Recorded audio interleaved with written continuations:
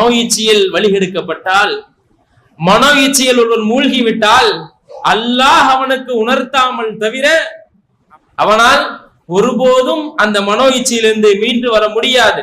அதனால்தான் ரசூலுல்லாஹி ஸல்லல்லாஹு அலைஹி வஸல்லம் அவர்கள் இப்படி அல்லாஹ்விடத்தில் துஆ செய்வார்கள், யா முகல்லிபல் குலூப், உள்ளத்தை புரட்டக்கூடியவனே, சப்பித் கல்பி அலா தீனிக், என்னுடைய உள்ளத்தை உன்னுடைய மார்க்கத்தின் பக்கமே நிலைத்திருக்க செய்வாயாக.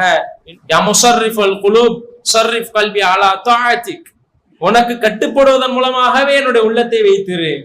ரப்பனா லா துஸிக் குலூபனா பஅத இத் ஹதைதனா வஹப் லனா மின் லதுன்க ரஹ்மத்தன் இன்னக அன்தல் வஹ்ஹாப். ரப்பனா, எங்கள் இறைவா, லா துஸிக் குலூபனா, எங்களுடைய உள்ளத்தை சறுகச் செய்து விடாதே.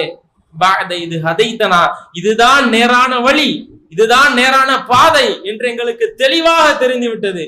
இதற்கு பின்னாலும் நாங்கள் வழிதவறி சென்று விடக் கூடாது.